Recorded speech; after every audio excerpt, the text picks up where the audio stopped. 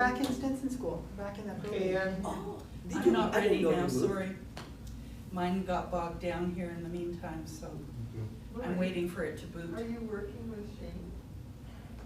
Not really. No. But So he's then- working at Simpson's School. So, He again, works so for Harry, the yeah, one. but I live in. When was the the building that he finished. Okay, and the other thing is too is now, I thought you usually play up on Yeah, I don't recording, have or it right now. That's. Hold on. Jesus. That will go there, okay. I just didn't Well, work it just now. rebooted. I usually leave this. You got my email. Okay, so now we're talking about for audio. For prayer. So the only thing that's gonna go on is this was gonna be on and all these. Yeah, yours should be off.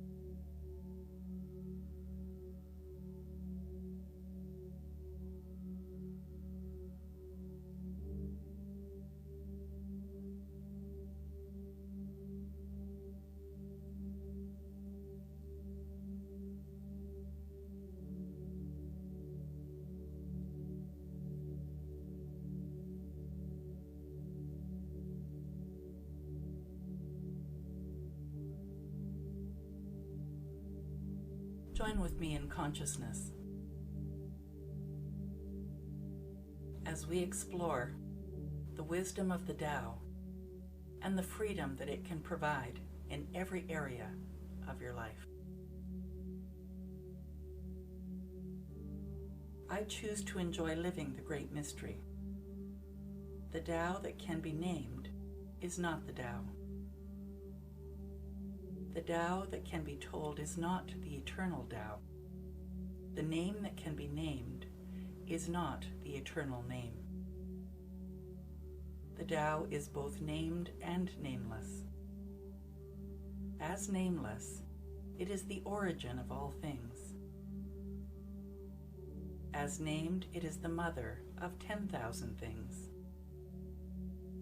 Ever desireless, one can see the mystery, ever desiring.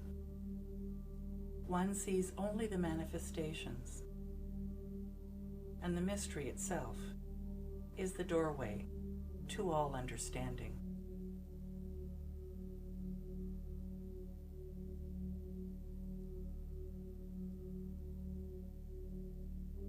When my work is done, it is forgotten. That is why it lasts forever.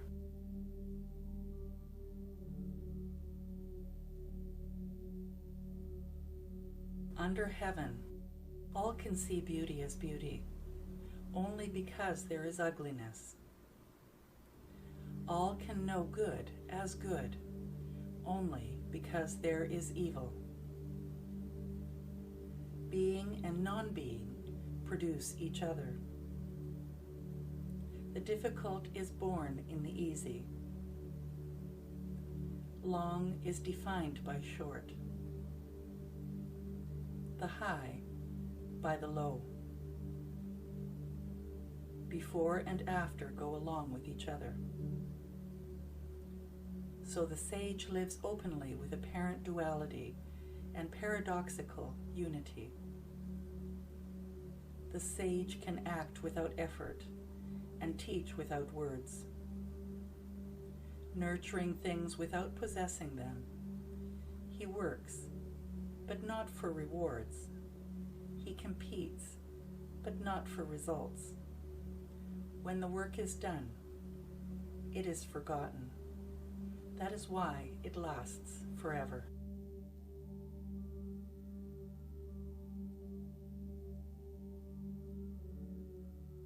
I know that there is no way to happiness, for happiness is the way. Putting a value on status will create contentiousness. If you overvalue possessions, people begin to steal. By not displaying what is desirable, you will cause the people's hearts to remain undisturbed. The sage governs by emptying minds and hearts, by weakening ambitions and strengthening bones. Practice not doing. When action is pure and selfless, everything settles into its own place.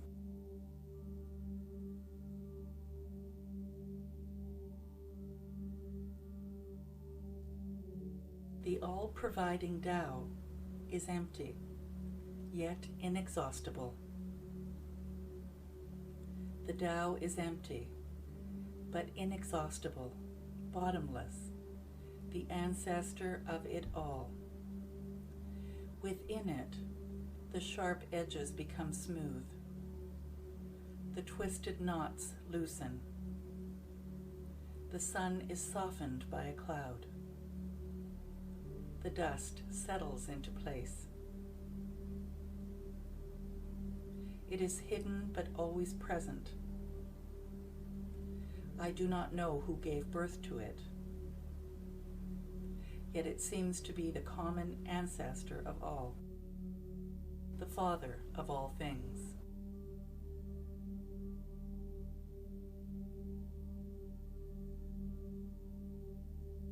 Today I work at eliminating all of my judgments of others.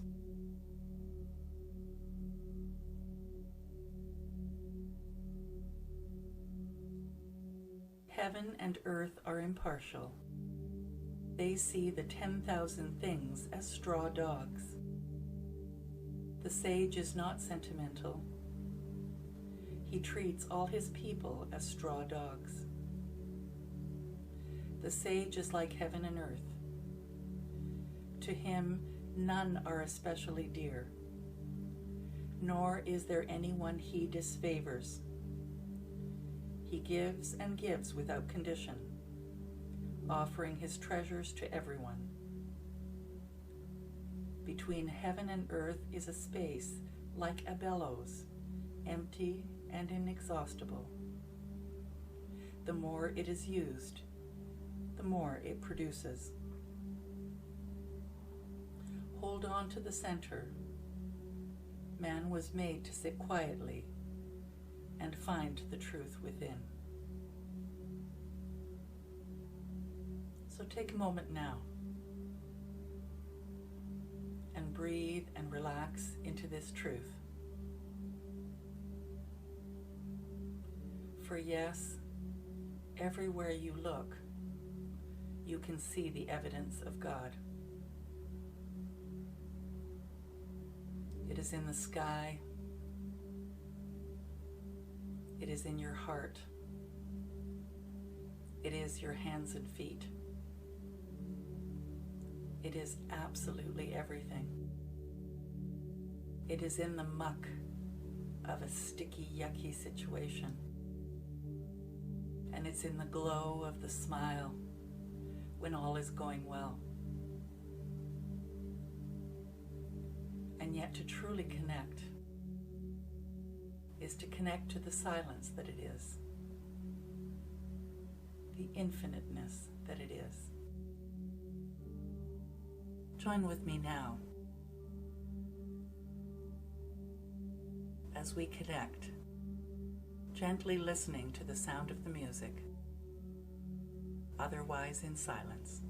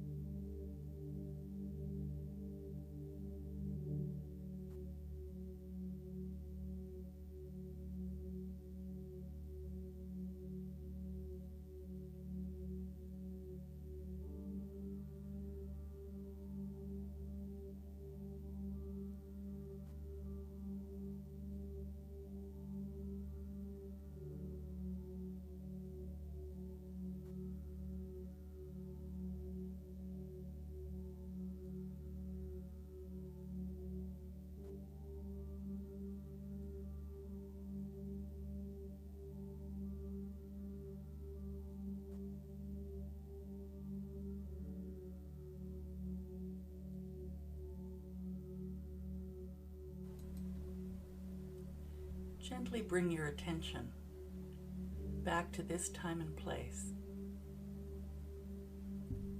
as I continue to guide you with words from the Tao. There is no greater misfortune than feeling I have an enemy. For when I have an enemy, there is no room for God.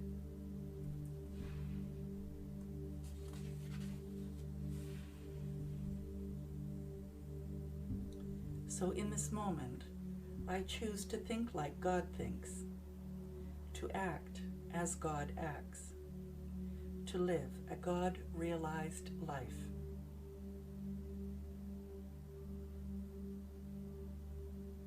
The teachings are very easy to understand and very easy to practice, yet so few in this world understand, and so few are able to practice. The words have an ancestor. The deeds have a Lord. The people have no knowledge of this. Therefore, they have no knowledge of God. This is why the sage dresses plainly, even though his interior is filled with precious gems.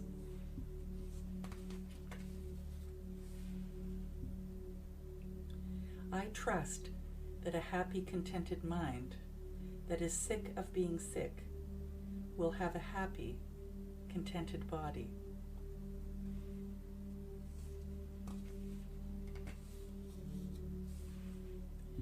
My body is perfect, born at precisely the right time, and this is my perfect age. I accept myself as I am, and I surrender to the natural course of my body's destiny.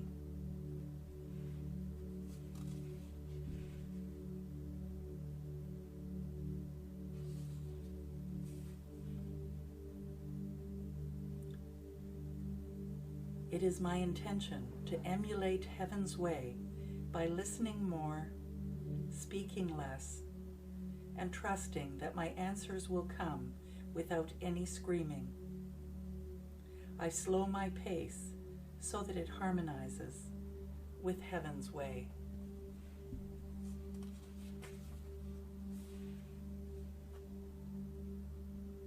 I realize that all things change. Therefore, there is nothing for me to hold on to. By not fearing death, there is nothing that I cannot achieve.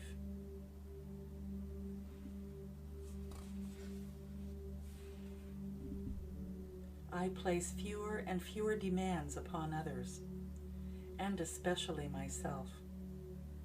I am free to commune with nature, work, play, read, or just do nothing.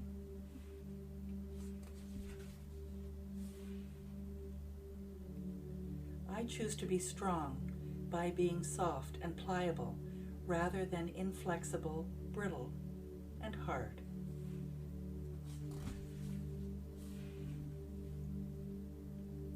I can keep on giving because there is no end to my wealth. I am pleased to offer my surpluses to others.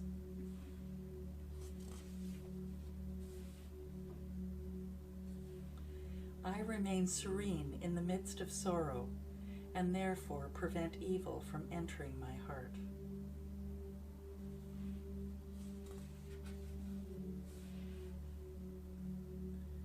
Someone might risk returning injury with kindness, or hostility will never turn to goodwill. Someone must risk returning injury with kindness, or hostility will never turn to goodwill. I choose to preclude any future conflict by emanating love and kindness.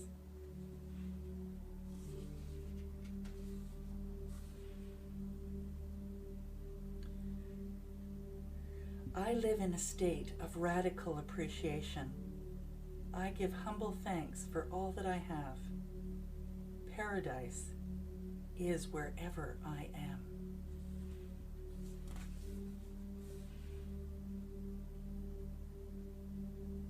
I accumulate less give more, and release my attachment to everything in the world of the 10,000 things.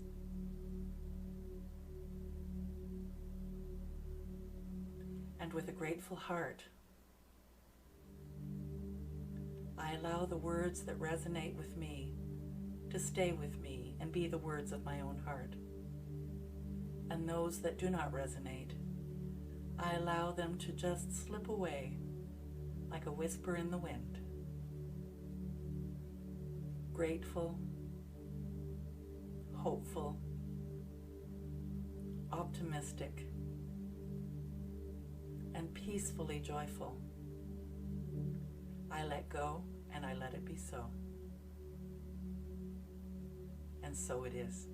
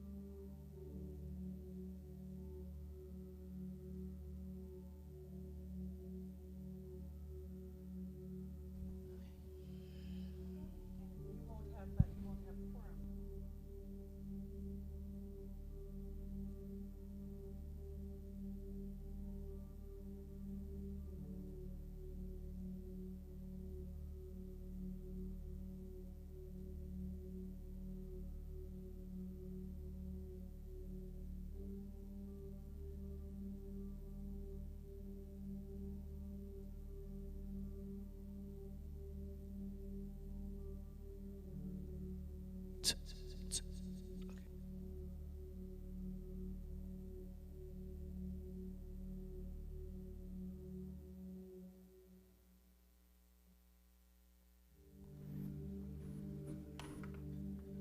I got 10:28. And you said there is what? 10:29. 10:28. Perfect.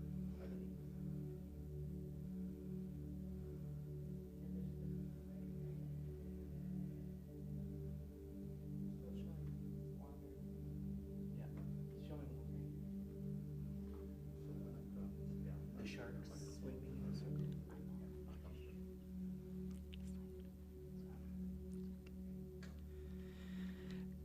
Good morning, everyone, and welcome to Unity Live. I'm Reverend Ann Haukangas, and I'm delighted to be here again with Emilio Zaras, who is providing all our fabulous singing and music. It has been so great, and it's so good to see you. I'm so glad that you're here, and I know you're saying, well, I can't see you.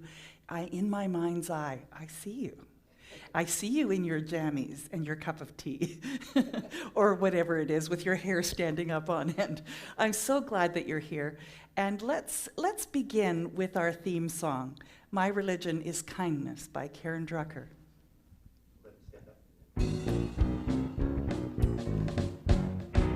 My religion is kindness, my church is nature, my God is a feeling that lives deep inside. My job is to be conscious, my path is forgiveness, my religion is kindness, and I practice it every day. Everyone has a story, everyone has pain. When we strip away our masks, we find that we're really all the same. It's those little things that we say and do that can mean so much.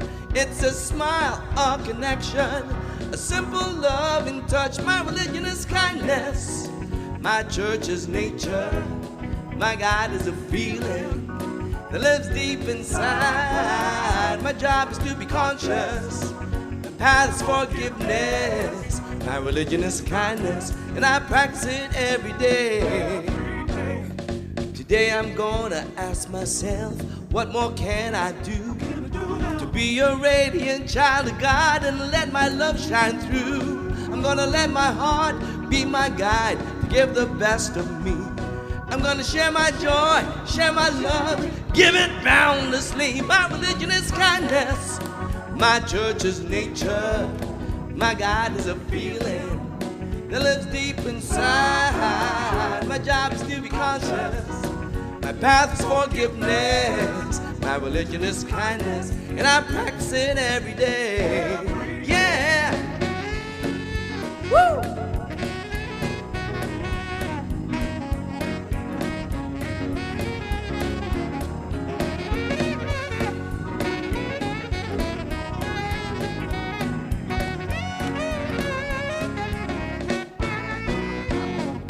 Jack and Jill went up the hill to fetch a pail of water. Then Jack fell down and broke his crown, and Jill came running after. She said, Jack, tell me, what can I do to help ease your mind? He said, hold my hand and just be kind, and I know that I'll be fine. My religion is kindness, my church is nature, my God is a feeling that lives deep inside. My job's to be conscious, my path's forgiveness, my religion is kindness, and I practice it every day. My religion is kindness, my church is a nature, my God is a feeling that lives deep inside. My job is to be conscious, my path's forgiveness, my religion is kindness, and I practice it every day. My religion is kindness, and I practice it every day.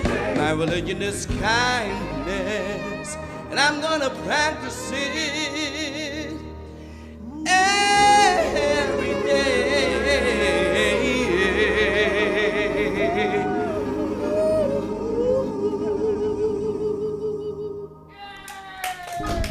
Whoa! Bravo! Just fabulous. So the next one will slow down just a little bit with Karen Drucker. Relax and let it go. It's a doo-wop.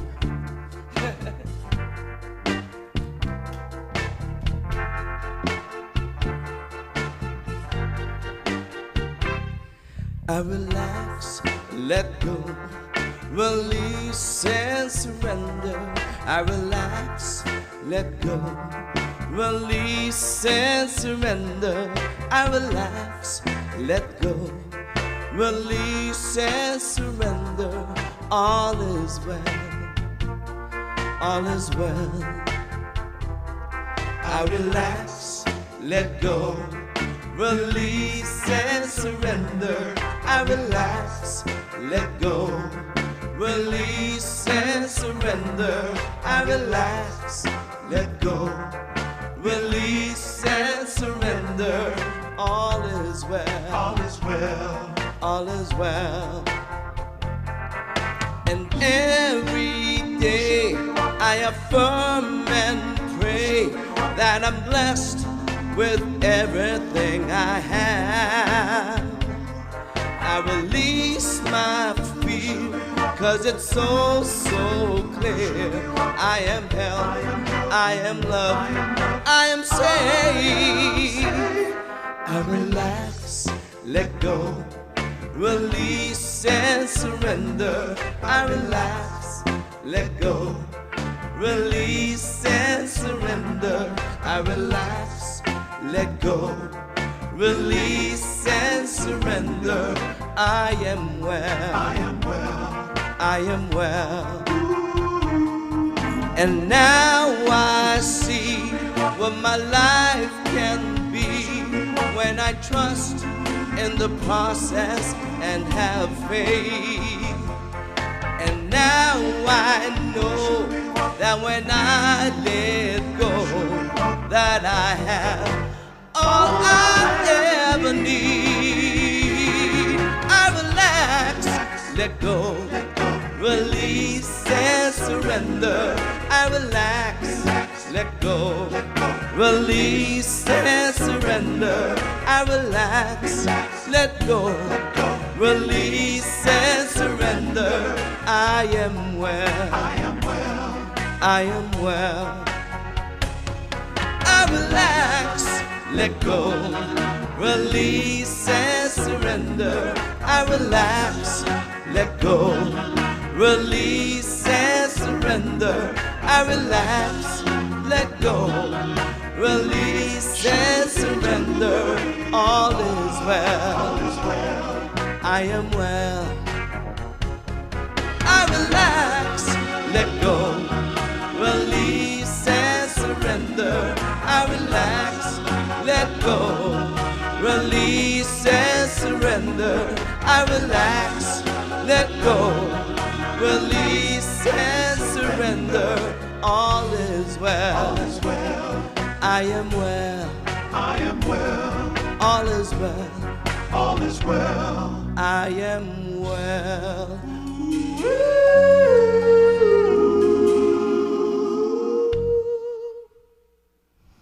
All is well. Oh, and I breathe and relax and know that all is well. Please join with me in consciousness for this opening intention. There is only one thing going on here. I choose to call it spirit, the infinite mind, the absolute truth. And I know it is everywhere present, in the seen and in the unseen. But I especially connect in the silence, for it is a still, small voice. So for a moment, I allow the chattering of my mind to quiet down, and join me in a minute of silence as we connect together to this all that is.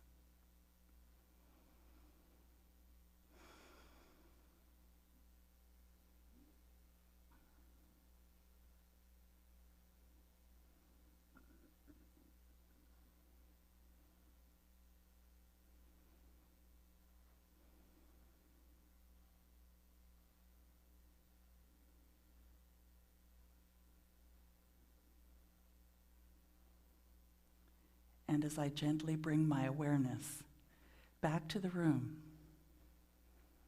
I recognize that God, Spirit, the Absolute, is at the center of everything. And all I need to do in the midst of all of it is get silent just for a moment and remember, I can do this anytime, for it is the way I tap in, tune in, and recognize my oneness. So with a grateful heart, I let these words go out, knowing they are responded to immediately. I am embraced, I am loved, I am fully supported, and I release and let go, knowing it is already done. Please join with me in affirming, and so it is. And let's anchor this thought with one breath at a time. Karen Drucker.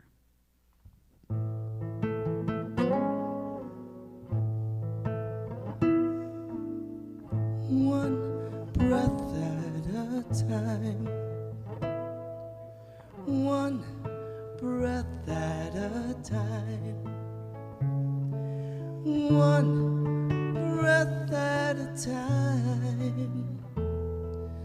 That's where grace comes in. One breath at a time. One breath at a time. One breath at a time. That's where grace comes in. One breath at a time. One breath at a time. One breath at a time. That's where grace comes in. One breath at a time. One step at a time. One step at a time. That's where peace comes in. One step at a time.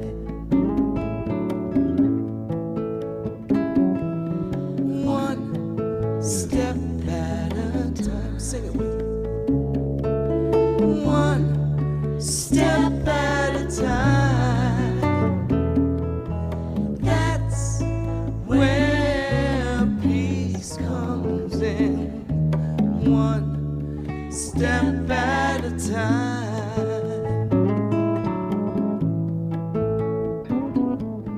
One breath at a time. Breath at a time. One breath at a time. That's where grace comes in. One breath at a time.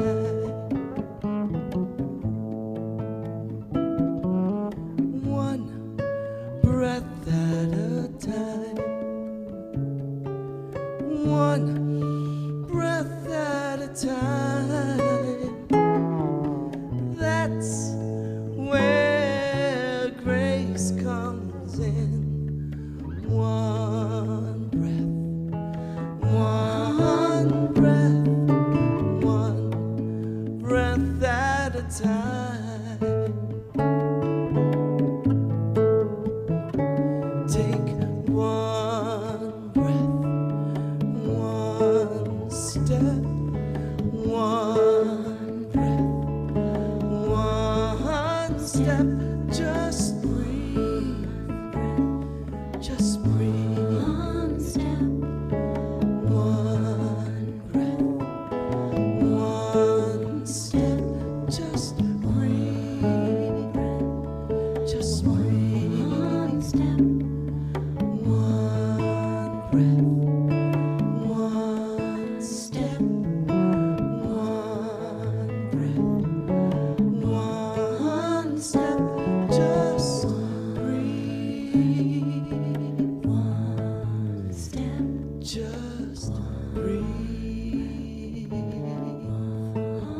step.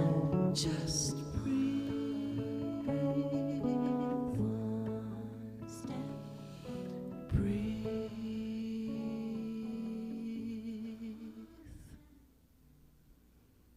Wow. Can you feel it? It's taking that time to get centered. And a song like that, songs are so powerful, but especially one like that, in the midst of conflict, sorrow, fear, that really can get you centered again. So I invite you to incorporate music into your spiritual practice. Today's daily word is pray for others. I affirm truth for everyone I hold in prayer. I am honored by the trust people place in me when they ask for prayer support. As I pray for others, I see each one for whom I pray as divine and know the truth that each one is a living expression of God. My purpose in prayer is not to focus on the particulars of a situation, but to hold a higher view.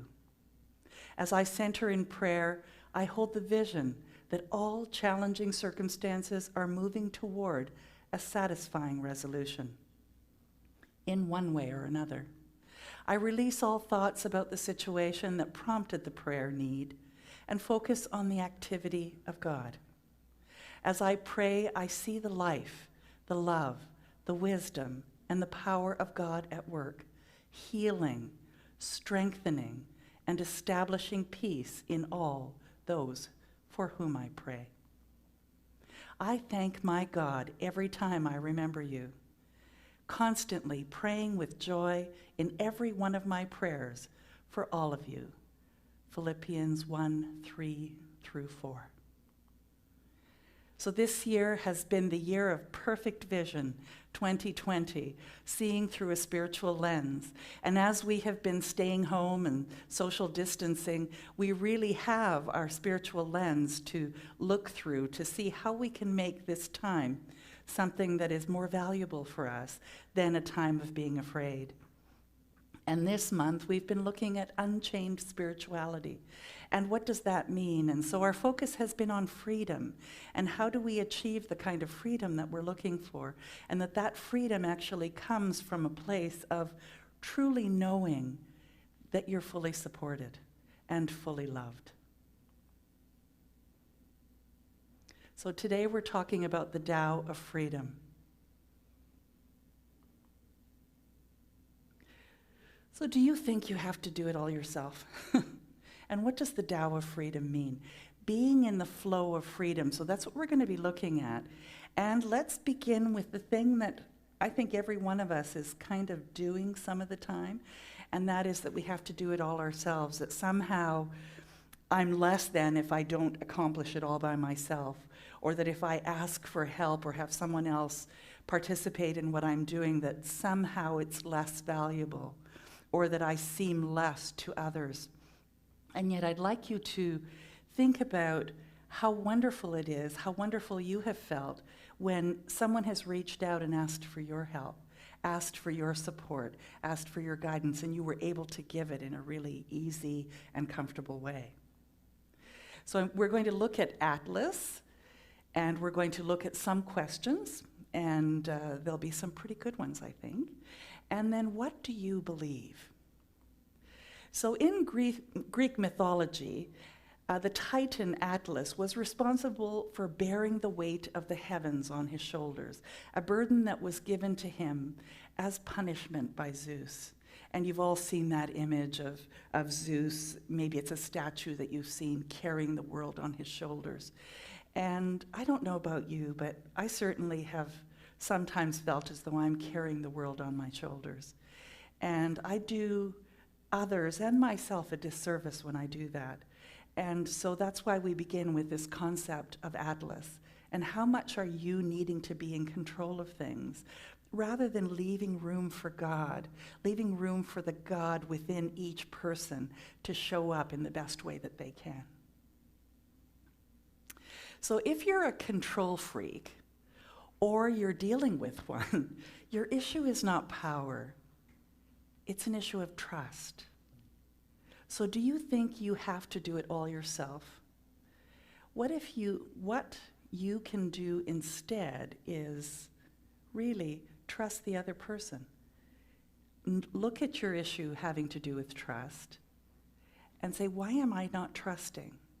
Because the thing is, the outcome of something may end up being that much more amazing, more spectacular, more healing, more empowering. You can fill in the blanks when you let go of that control, that human control that you have, and just allow it to unfold.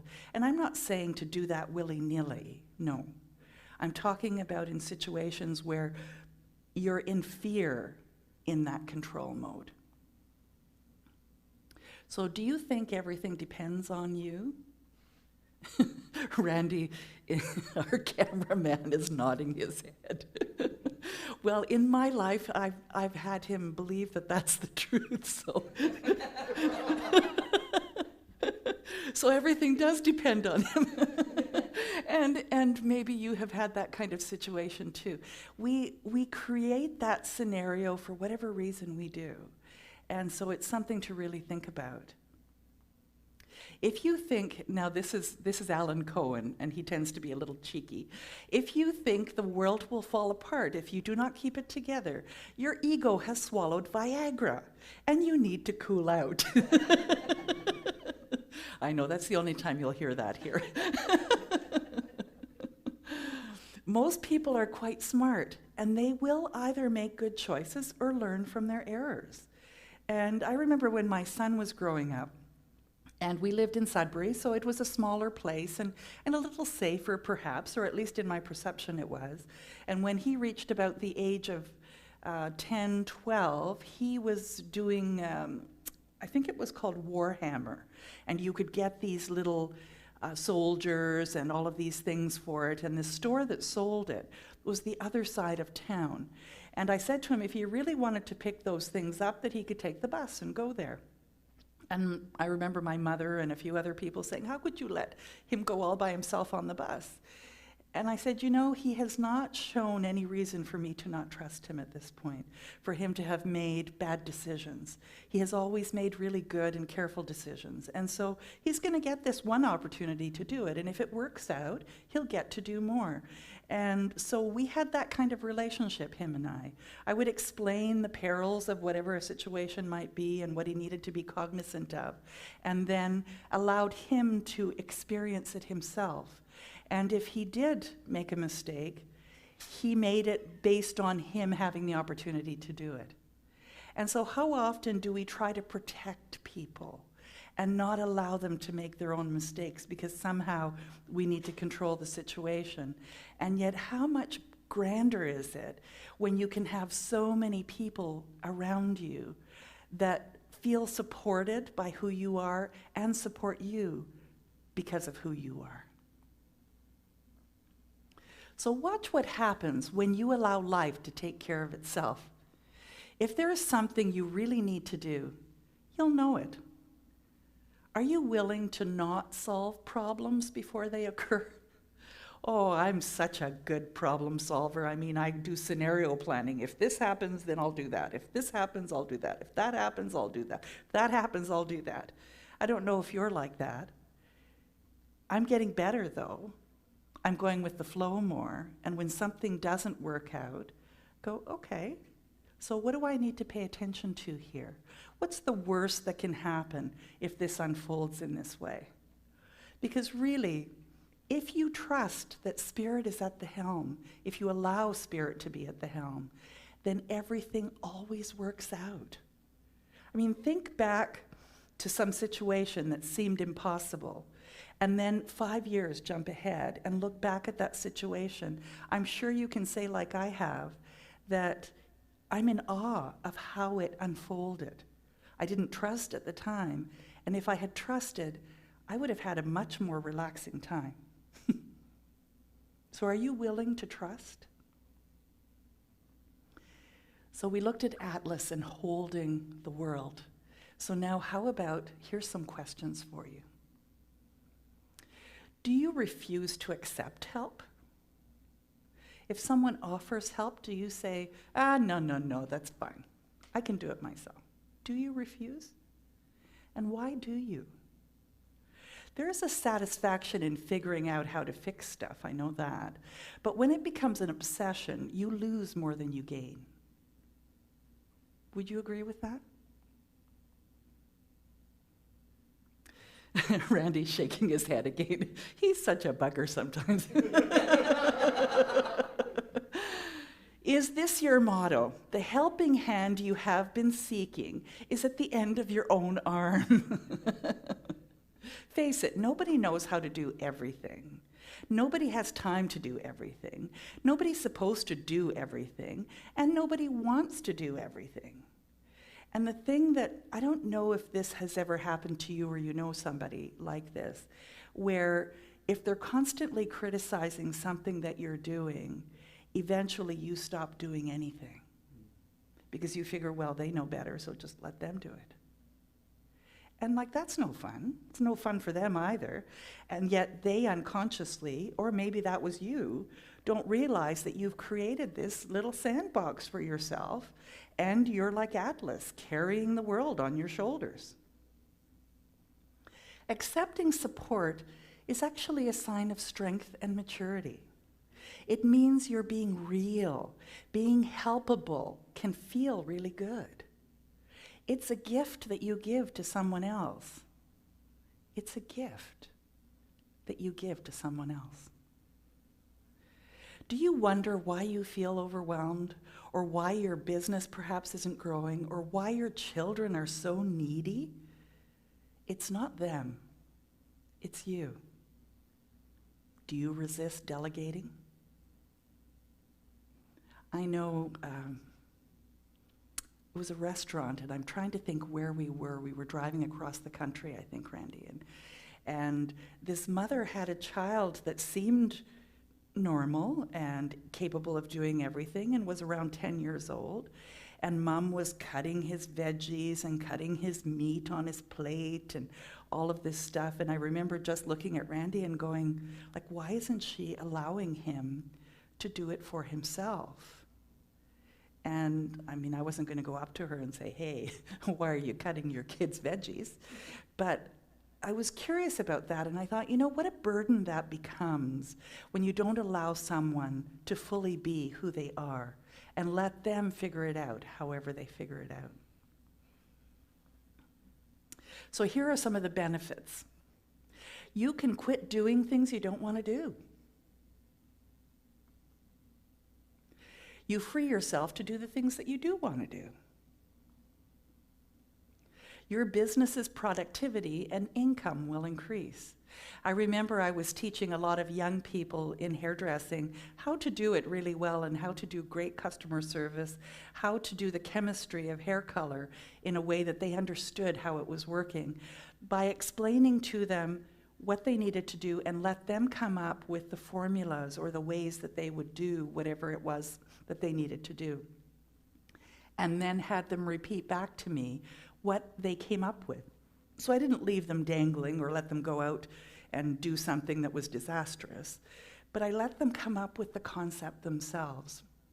And it's a bit like when my son was 2 years old. I was a single parent, and I had a girlfriend who was in social work at the University of Laurentian in Sudbury, and she said to me, you know, you're really doing him a disservice by just saying no to him or controlling what he gets to do. And I said, well, how do you expect me to do it? I said, I want him to love me.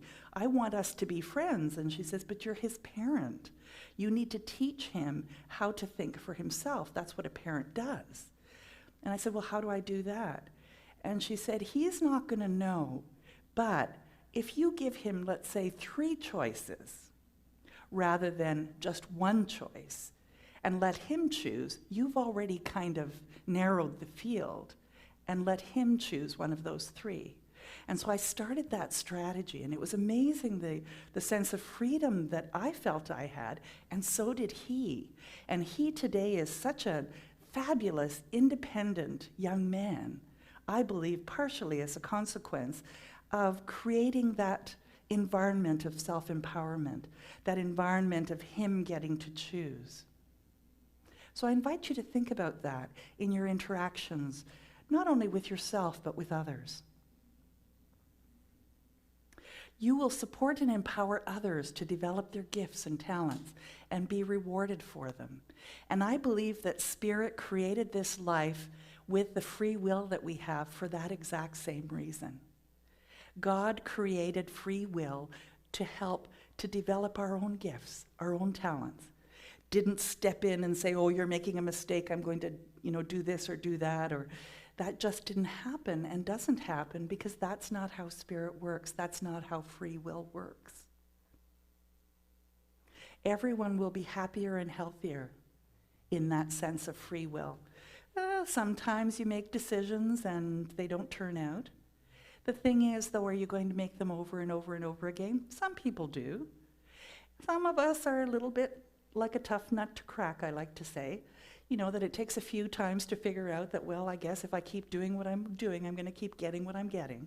And that's okay, however long it takes. But the thing is, those choices were mine, not someone else's. Those choices are yours, not someone else's.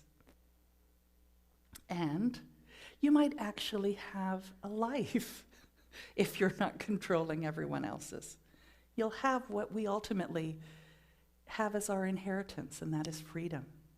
And so can you see how you may have been boxing yourself in, carrying the weight of the world on your shoulders because you thought that you had to do it all, that it had to look a certain way, it had to be a certain way.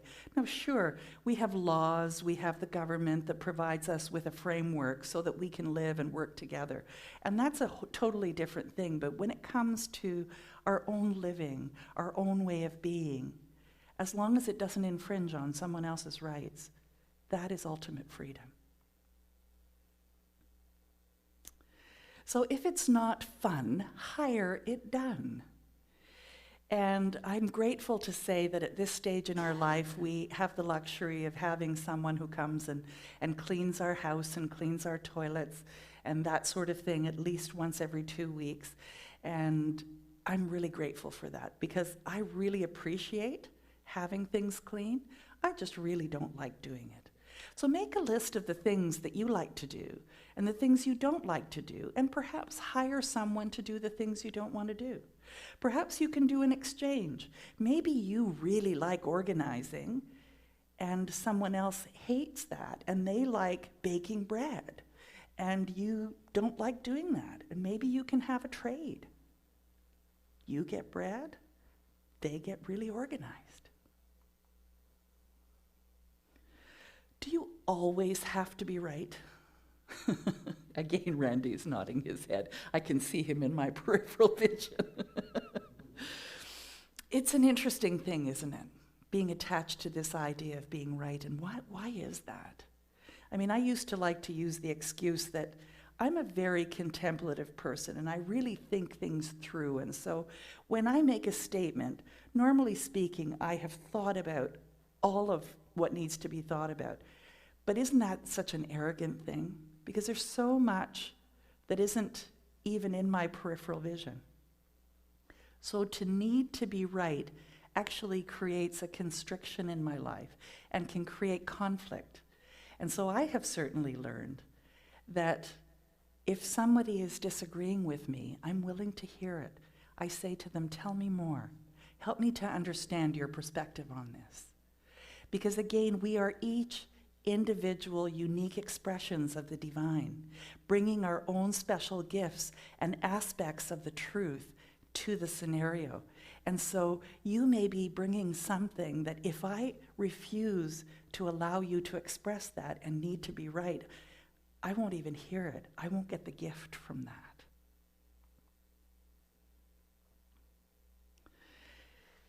Many rigid people die from stress-related diseases because they'd rather be right than happy. Can you think of some people like that? Where on their very last breath, they're not very happy about life. I look at some pictures of individuals that I've known in the past, and you can see that stress on their face.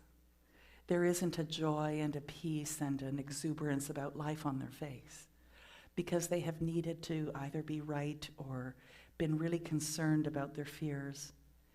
And it's really bravado disguising as insecurity when you need to be right. Anyone who needs to always be right is actually a wimp. That's from Alan Cohen. That there is a real insecurity there that somehow is trying to disguise itself as puffing themselves up to seem bigger than they actually are. Lots of times you may be right, and sometimes you're not. If your commitment to success, happiness, and freedom is greater than your need to be right, then you will always win, not at someone else's expense, but along with them. Do you let anyone into your heart? Is there something that's happened to you, perhaps, that you don't let anybody in anymore? That you skip on the surface of life instead of really revealing who you are? I know for many years I really opened up to all the friends that I had when I was a kid, and many of them really jumped on my one exposed nerve at some point, and I really felt like it wasn't safe to share who I was and what I thought and the authentic me. And so for many years I just had a smile on my face, but that's not what was going on inside. So have you had that kind of an experience? Do you let people into your heart now, or are you still closed off? You can respond to a broken heart by stopping loving or by loving more. If your heart has been broken, why not let it be broken open instead? Can you appreciate your partner, family member, friend for their contribution to your life, the ones that have hurt you? I know that you can appreciate the ones that seem like they've just been so fabulous. But what about those individuals, those friends, those partners, those people in your family that have really hurt you in your heart, in your core? Can you appreciate and love the fact that there's some gift there? And perhaps it's just teaching each of us to learn how to love more, to be God in action, to be the heart, the hands, the feet, the words, the expression of spirit right here, which is all loving, unconditional. When you step out of the flow of your joy, you're the one who actually loses. And when you keep it open, you win big time. So who did this for you? Maybe it was your mother, your grandmother, assisted you to learn a major lesson in loving. You can't afford to stop. They assisted you to break open your heart in some way. Take what you have and make what you want.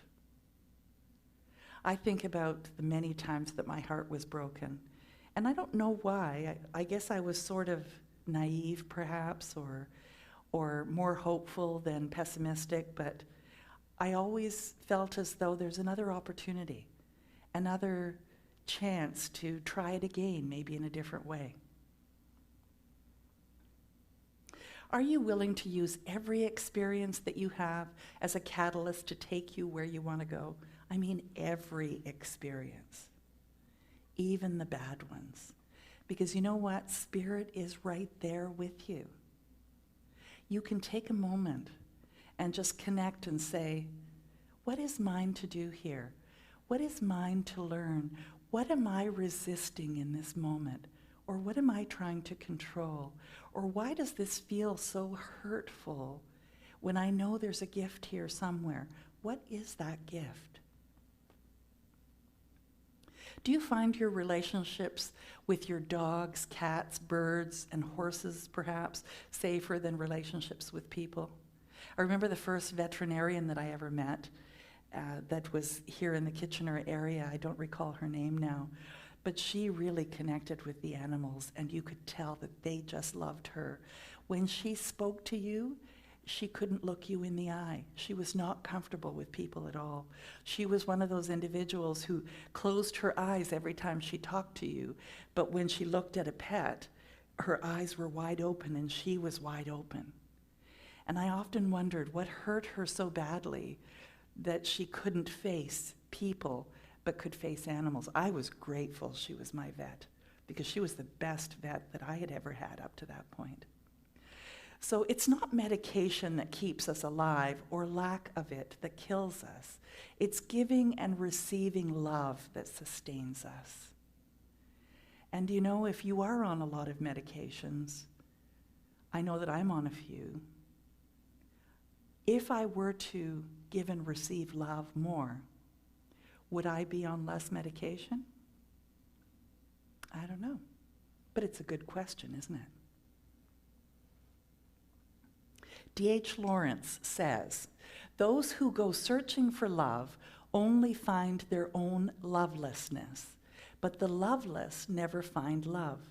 Only the loving find love, and they never have to search for it." And we look at that often on a weekly basis, that when you can be it, then you know how to have it. You need to be it first for it to be your reality. Are you ready to be a lover? And I don't mean in a physical sense, but in a sense of loving yourself, loving life.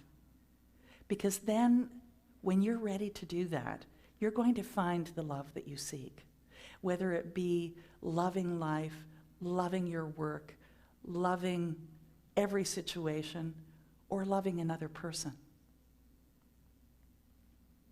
So we talked about Atlas, and that's each of us, wouldn't you say, at some times, feeling like we have to carry the weight of the world. And I asked you some pretty poignant questions. I hope that some have stood out for you, that you might even consider during the week as you move along. Perhaps it's control issues, perhaps it's loving, perhaps it's a closed heart, perhaps it's afraid to be your authentic self. What do you believe? Did you forget to ask God for help?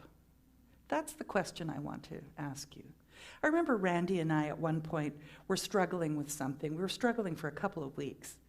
And at one point, we have 2 lazy boy chairs, and we watch TV with these 2 lazy boy chairs. And we'd been struggling. We'd had all these conversations about having things aren't working, and why are we always having all these obstacles, and what's going on. And Randy hears that still small voice. The room is dark, you know, the TV's on. And all of a sudden, he starts laughing. Can you laugh for me, Randy, so we can... Yeah. He starts laughing, and I look over at him. This was not a show to be laughing at. And I said, "What are you laughing at?" And he said, "Spirit just said to me, you forgot to ask for help." It was like, oh my God. I did forget to ask for help. We did. We forgot to ask for help. So do you not make use of your higher power at those times? Why is it? Why is it that even in the depths of despair, when we're really coming up with conflict, we forget that we don't have to do it ourselves, that there is this greater, whatever you want to call it, that we live, breathe, and have our being in, that is there as our source of wisdom, of comfort, of love, of opening doors. So you can show this full slide, please. The Force in Star Wars, Liam Neeson, in an interview with Premiere Magazine, said this.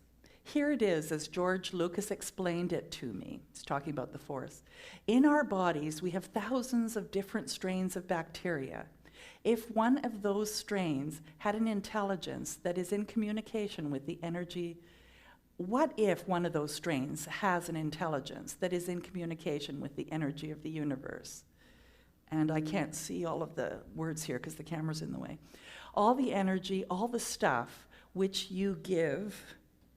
Can you read that? All the energy, all the stuff to which you give names like Buddha, God. That's the capability of Jedi. And I'm sorry I couldn't see it, but the camera's right in the middle of where all of this is. I know you can see it because it's on your screen. But it's interesting that built into this movie, Star Wars, was this concept that there is this force. He didn't call it God, he called it the Force. and that the Jedi used that force. And it was a great way to introduce us in a non-religious way to this idea that there is something that is animating everything, that is the wisdom of everything, is the intelligence of everything, is the communication of everything.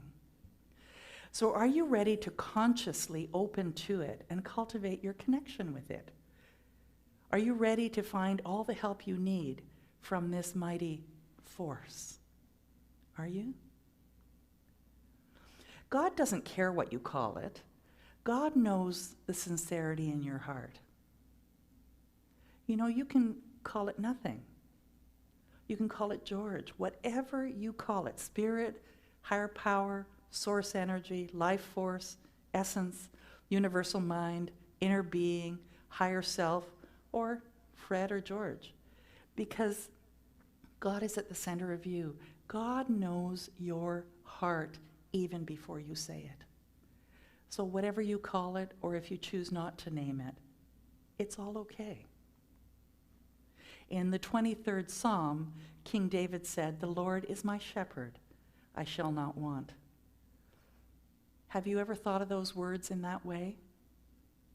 The Lord is my shepherd. Think of a shepherd and sheep is constantly keeping you safe, making sure that you're in a place where you're fed, making sure that the predators aren't getting at you, that there's nothing that you will ever need because you live in this environment of spirit. Lao Tzu, the author of Tao Te Ching, observed, "Through the Tao, all things are done. If powerful men and women could center themselves in it, the whole world would be transformed." And that's that when you realize that there is only one thing going on here. And if you can center in that rather than in your own power, that everything would be transformed. Jesus declared, "It is not I, but the Father within me who does the work." Because he too, as a way shower for us, really described the essence of spirit is within. And that when you connect to it, it does everything. We are just the hands and feet. Einstein said, "My religion consists of a humble admiration of the illimitable superior spirit who reveals himself in the slight details we are able to perceive with our frail and feeble mind." You know, he was a brilliant scientist and came up with some of the most amazing things. And he recognized that it wasn't him, but something through him that was bringing in these discoveries. Whether or not you're religious, it really doesn't matter. It's okay if you are, and it's okay if you're not. Are you ready to recognize a higher reality that replaces the illusions that frighten you? That reality is present in you, through you, and around you. You know, so we think about this COVID-19, for instance. We think about what the world might look like as this evolves, and fear can kind of take over at this time. And yet there is this greater reality unfolding. And if I'm to believe that this is good unfolding, and I do believe that, then I need to sit in that, breathe it, trust it, and relax into it. Are you ready to relax into the reality that is present within you? Take any scary situation, hold it up to love, and the grip of fear loses. I love this one. Fear knocked at the door, faith answered, and no one was there. In the Course in Miracles, if you knew who walks beside you, fear would be impossible. So many call the higher power God. Unfortunately, the word God has been ravaged by religious abuse, learned to associate the name with fear, oppression, judgment, and divisiveness. So do you shut down the moment that you hear the word God? Whether you believe in God, love, people, science, or your pooch, one thing is certain. You have help. And it is what animates you. It is the wisdom that comes to you, through you. The intelligent, resourceful universe keeps showing up to support those who need it, sometimes in the most miraculous ways. The Tao of life is always flowing. Your part is to get your boat into the water and let the current power you. Be in the flow.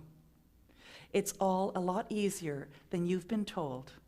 So why not give Atlas a break? Because he's ready. Why not give yourself a break? Because I'm sure you're ready too. So we talked about Atlas. I asked you some questions. And I want you to really think about, what do you believe? And we'll anchor this with a beautiful song that Dedri has written called I Am Free. Sing along if you like.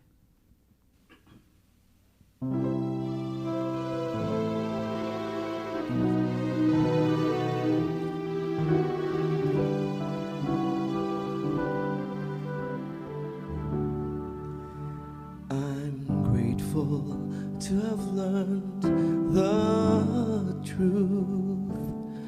I've listened to the words my heart has spoken. Divinely blessed and guided, I no longer search fulfillment from excuses with no purpose. I am free, free from all the shackles that surround me, free to choose to give my life new meaning, free to change, to love and fold my destiny.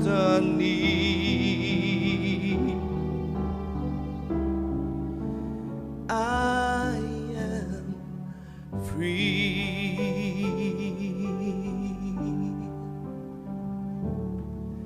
I lift the veils that shadowed me. I see the love and beauty that abounds me. No longer cling to thoughts I thought protected me. I've braved it all, and now I live with purpose. I am free,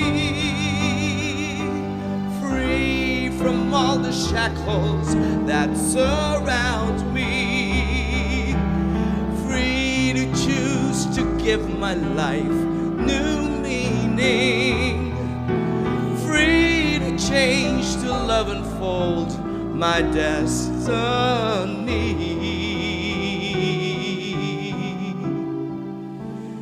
I am free.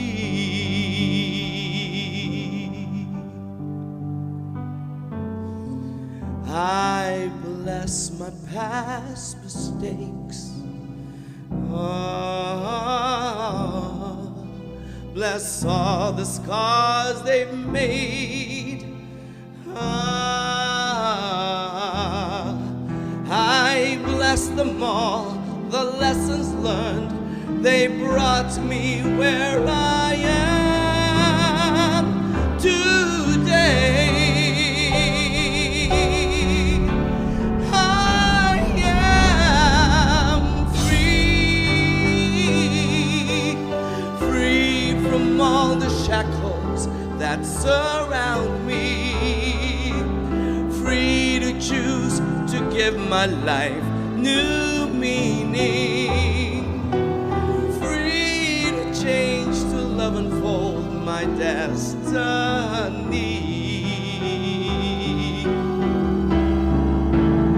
I am free, free from all the shackles that surround me, free to choose to give my life new meaning, free to change, to love and fold my destiny.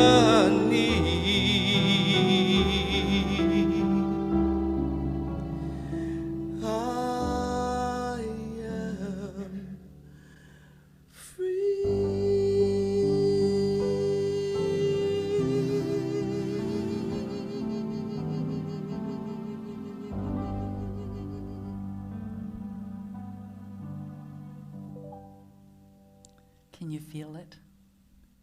Thank you, Emilio. That was just stunning. Our prosperity affirmation for today, please say it with me. From the love of pure spirit in me, I bless all that I give. It goes forth to heal and bless and prosper. It is evidence of my faith in the good in my life. It does great work in the world, and it returns to me multiplied abundantly. I am prosperous. And I behold the Christ in you. This is such a beautiful song. I behold the force in you. Yes.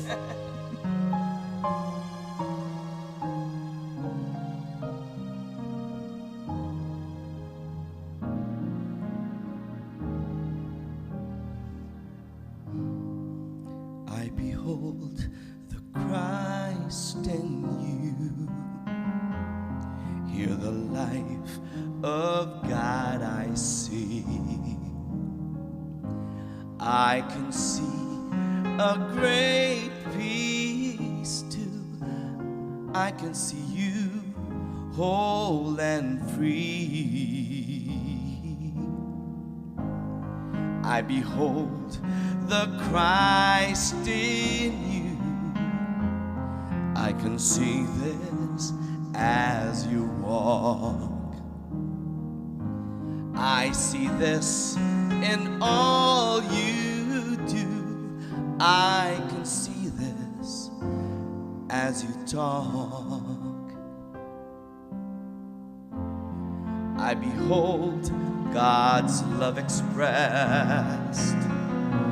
I can see you filled with power. I can see you ever blessed. See Christ in you, hour by hour.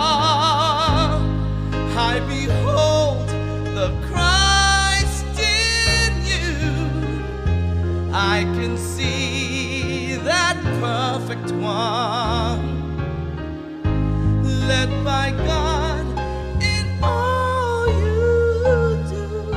I can see God's work is done. Oh, in you I see God's work is done. I behold the Christ in you.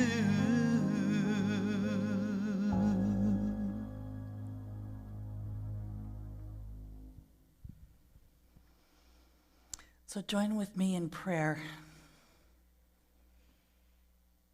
as we close this before we do our final song. I do behold the Christ in you.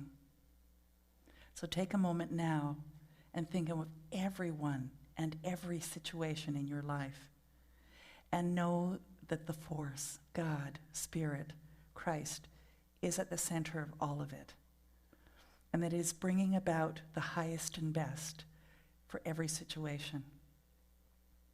So I affirm it now. God is good all the time, and therefore all is good all the time.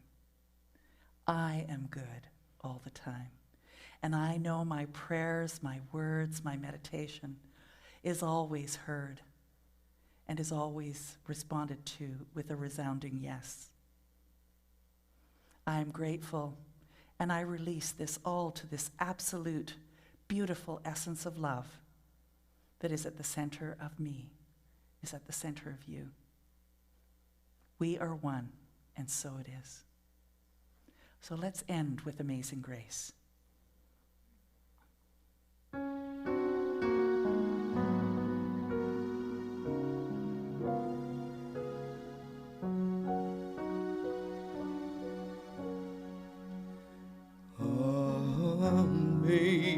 Amazing grace, how sweet the sound that saved and strengthened me.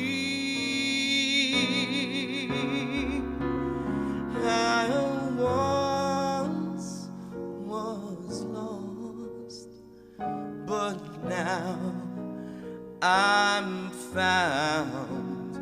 Was blind, but now I see. 'Twas grace that brought my heart to sing, and grace my fears relieved. How precious did that grace appear the hour I first believed.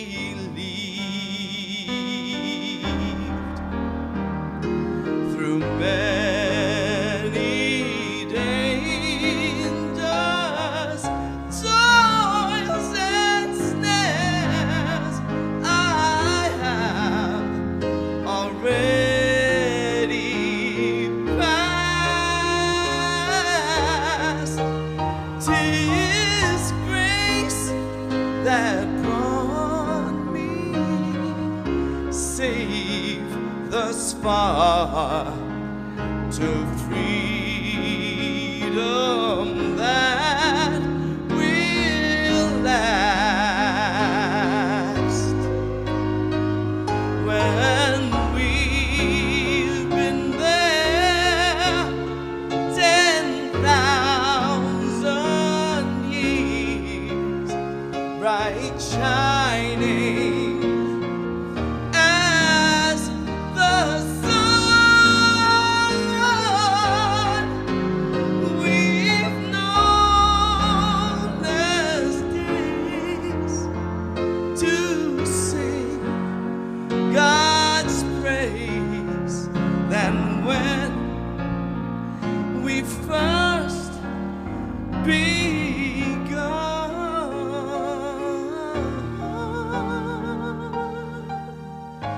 'Tis grace will lead us home.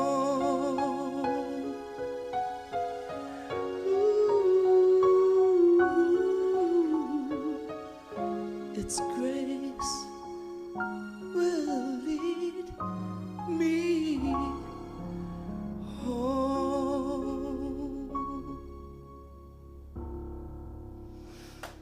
Oh, bravo. Thank you, everyone, so much for joining us again this week. And if we have touched your heart in any way, please stay on for finding out how you can send us a donation. We really appreciate your help. Thanks so much and have a great week. We'll see you next week again on Unity Live.